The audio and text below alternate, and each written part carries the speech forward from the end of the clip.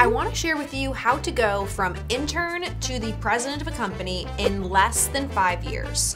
My name is Natalie Dawson, and I am, in fact, the president of a company that did over $125 million in revenue last year, has over 220 employees in the parent company, and hundreds of employees across our subsidiaries. Wow. And over my career, I have figured out how to invest in myself, develop myself in order to be ready for opportunities as they come. And not just be ready for them, know how to spot and create them. So I want to share with you what I would do if I could do it all over again so that you can be successful in a shorter amount of time than I've been able to be successful. So let's dive in.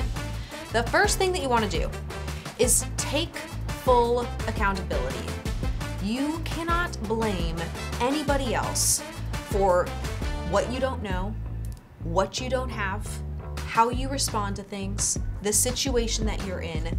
Anything that goes wrong, take full accountability. Even if it's mostly somebody else's fault, what could you have done differently? How could you have foreseen the opportunity differently? How could you have looked at the problem differently? People talk about accountability as if like, oh, I'm just gonna take accountability. Taking full accountability is entirely different than just assuming accountability. A good example of this is I had a team member very recently who said, oh, I wasn't able to hit my end of year metrics because I was given a bad set of clients, it wasn't the ideal list, I had to make do with what I was responsible for, and so that's why I didn't hit my targets. Okay, hold the phone.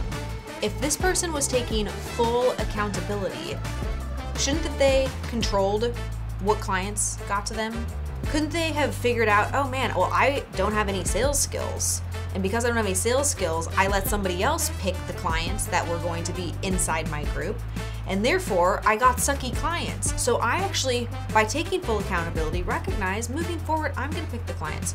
Moving forward, I'm gonna find those relationships, bring them in, have them understand it from my perspective so that I can get the right lot of clients. See, that person, that's the difference in that person's approach. One is taking full accountability for the outcome, and the other is saying, oh, well, I got handed this and I couldn't do anything with it because this is what I was handed.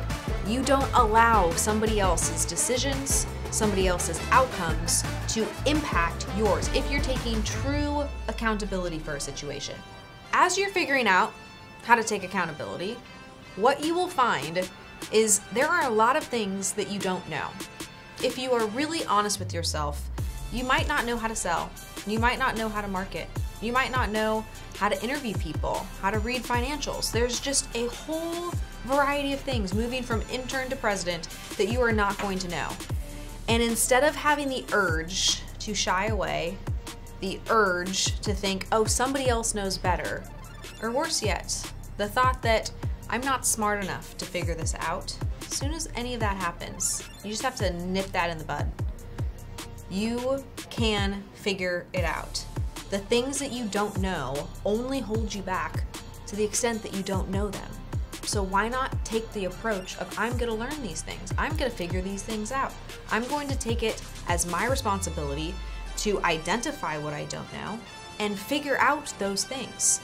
Now, once you take on this new mindset of I don't know what I don't know, but I'm gonna figure it out as I go, my little tip on this is prioritize the things that make money. That is so important. Prioritize the things that make money. You becoming the best at organizing something is going to pay you less than you figuring out how to sell something or how to get attention and how to promote and create awareness around a product or service. So you have to think strategically as you move along in steps of your career, like, what is the most valuable use of my time? Project management, although you can make a great living in project management, you are not going to make the same as somebody in head of sales or head of marketing or head of product as you are as a project manager. And so if you're really keen on making money, follow the money, solve problems and gain skills, identify what you don't know that's in relation to money, not just organizing or structuring or creating processes for things. Those things you can make good money in. But if you're really looking for how do I make the greatest jump in my income, how do I make the greatest jump in my responsibility, at some point those things tap out because your ability to find money, make money, attract money into an organization are the skill sets that pay most and are what the responsibilities of the highest level of an organization are responsible for. So why not just choose to learn those skills instead of prioritizing the others? As you realize that you don't know everything, I know it's hard to admit you don't know everything. I love to think I know everything, especially in my early 20s. I just thought I had all of these courses under my belt and I was gonna leave college. I didn't finish college, I'm one semester short, but I was going to be one semester short of college and join my corporate career, and I just had everything figured out. And I had studied a handful of books but had no real experience, and it was a huge wake-up call around all of the things that I didn't know. I'll never forget being in the office with somebody that I respected so much. I watched this woman as the CTO of our company just like kick ass in meetings, and she was so efficient and effective, and she was just like, she figured it all out. She was my idol, she was my mentor.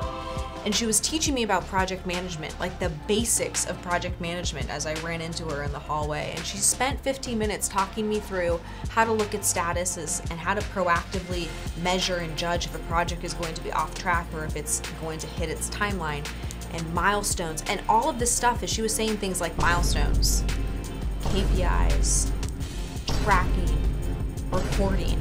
Like, I had a basic definition of these things, but I didn't have a full understanding of how I was going to roll out a project and actually utilize all of those components. So what I did was I took courses and I read books. And you're gonna have to do this too. As soon as you figure out what you don't know, the first thing that you do, instead of being a victim of, I don't know how to do this, look it up on YouTube. Watch some videos about how to figure these things out. You have to take the mindset that you can learn anything. And as you identify these things, buy books, buy courses, don't spend money on stupid stuff. I made this mistake. I spent my money the very first time that I had like a real paycheck. I thought I was like living large. I was 20 years old, had just gotten my first big paycheck. And what did I do? I went to the Louis Vuitton store and I bought a duffel bag for travel. What? Ridiculous.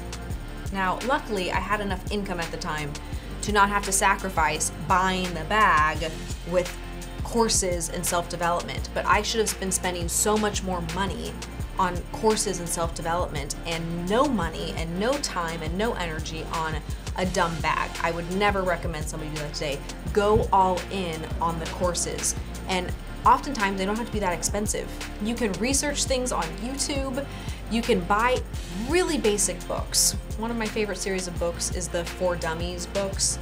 I've at least read 20 For Dummies books. Accounting for Dummies, Finance for Dummies, Marketing for Dummies, Taxes for Dummies, because I want to learn these things, and you have to recognize that you need to learn things. That's what you're doing right now. You're watching YouTube videos, so you're already way ahead of where I was. But you have to learn these things and add these skill sets in order for you to be more valuable. One hack that I used to impress people early on and still serves me today is, as soon as I was done with a meeting, I would take notes on that meeting and I would send a recap as quickly as possible. I didn't care what the meeting was. It could be an onboarding training. It could be an orientation. It could be an actual meeting that required notes and I wasn't the person responsible, but I still did that anyway, because prompt follow-up impresses people. Most people do not follow up. Most people receive things and sit in meetings and are participants, but they don't actually show up and follow up afterwards. And so you don't know what they took away from the meeting. You don't know what their thoughts were. I was amazing at always taking notes, taking those opportunities to learn, but more importantly, setting the expectation with everybody around me that I'm on it because I was the first to follow up. I had a 2-hour follow-up rule. As soon as the meeting was over, within 2 hours, I was responding with, this is everything that happened, these are the questions, this is what I took away, these are the next steps, am I on track with this? And that really impressed people, because it gave transparency into what I was thinking, what I took away, and if I was wrong, I was willing to be wrong so that somebody could correct me and give me actual feedback. My note strategy and that follow-up strategy really served me when it came to my mentors. Because even that conversation I was mentioning earlier with the CTO, as soon as she spent that 15 minutes with me telling me about project management, I followed up with her instantly saying, hey, this is what I took away. Hey, this is what I learned. Is this the right direction that I'm going down? Because when you have mentors and you look at people in an organization, you look at people around you that you want to spend time with, the only way that they know that their time is being spent well with you is through your implementation. So how can you take massive action, but first you have to recap it, right? Like first recap and then take massive action to be able to demonstrate to them that the time that they spent with you actually produced something. That's what every mentor wants out of somebody that they're mentoring, to not just have it go in one ear and out the other. It actually becomes fruitful. And so not only would I take those notes as soon as that meeting was happening or as soon as that feedback was given, but I'd remind myself every month, hey, I should give progress on these initiatives. And that would hold me accountable to actually ensuring that I was following up on the things that they were telling me to do, not just taking it for, oh, I'm getting mentored and not doing anything with what they actually told me to do. Speaking of mentors, my husband is my greatest mentor. I've had the unique opportunity to work with my husband for over a decade, and he wrote this book. It's called 9-Figure Mindset: How to Go from Zero to Over $100 Million in Net Worth. And this book is filled with his life lessons and experiences of what he had to do to go from having nothing in his bank account to having an over $100 million net worth. My team will put the link in the description below to get your copy of 9-Figure Mindset. This would be an excellent example of a book that you should read on your path.